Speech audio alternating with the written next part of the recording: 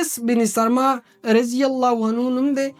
د هغې روژه په ګرمۍ کې راتله. حضرت داود علیه السلام یو ورځ پکې سیوا کوله تر دې چې هغه ورځې 50 ته ورسېدې.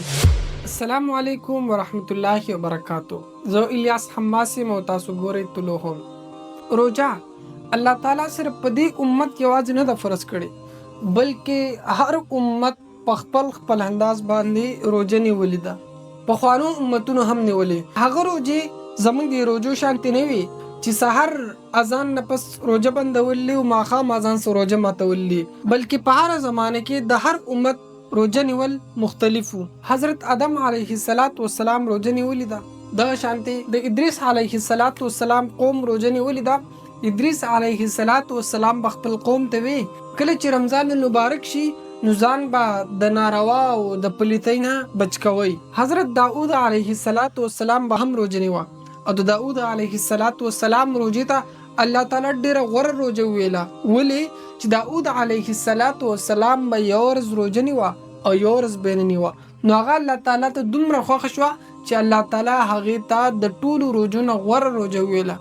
صوم داود چې ورته وایي. مریم علیه السلام باره کې الله تعالی په قرآن مجید کې وایي چې مریم علیه السلام ته الله تعالی وی چې روژه به ونیسي د خلکو سره به خبرې نه کوي. یهودیانو به 2 قسمه روژې نیوي.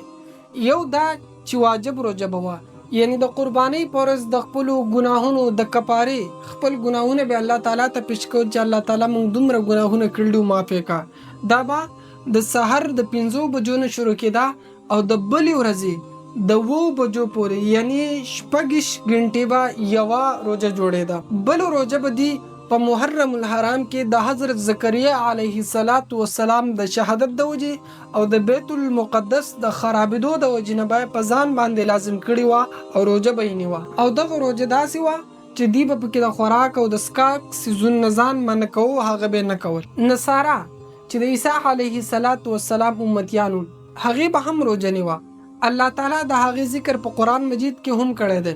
د هغې روژه به په ګرمۍ کې راتله، نو هغې رو هغه روژه یخنۍ ته واړوله او بیا د هغې د کفارې د وجې نه به هغه یو ورځ پکې سیوا کوله تر دې چې هغه ورځې 50 ته ورسېدې.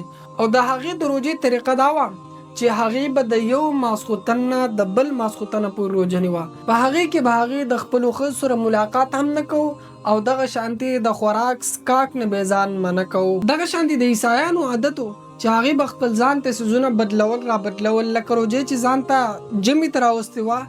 دغه شانتې وروستو د هغې روژه بیا داسې شوه چې هغې به د څیزونو نه ځان منع کوو، لکه غوښه به نه خوري، په سبزۍ کې به بعض څیزونه نه خوري. دا د هغې روژه وه.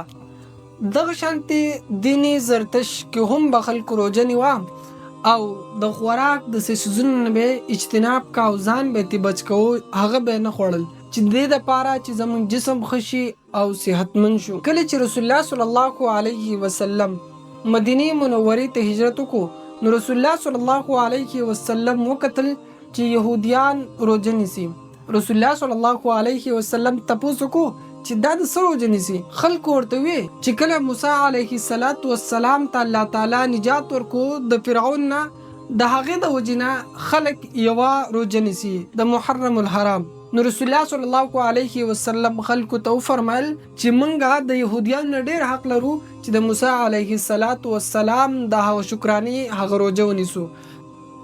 بیا څه ټیم پس د ایام بیز د روژو حکم رالو چې په هره میاشت کې به 3 ورځې روژې نیولو، 15 14 او 14 چې الله تعالی هغې ایام معدودات ویلې، یعنی الله تعالی رمضان المبارک ته خلق تیارول، مسلمانان ورته تیارول او هغه څه ګرانه نه وه، فرض نه وي، بلکې څوک به چې په سفر باندې لاړو یا به چې کمزوری و نو هغې ته به دا حکم و چې هغه وروسته ونیسي یا د هغې فدیه ورکړي. بیا د هجرت په 2م کال په 10 شعبان باندې د رمضان المبارک د روژو حکم رالو. د دې روژو د نیولو طریقه دا وه چې سحر اذان سره روژه نیولو او ماښام اذان سره روژه ماتولو. خو د دې سره که چېرته یو کس به د ماښام د لمانځه نه پس اوده شو د هغې روژه به واپس شروع شوه.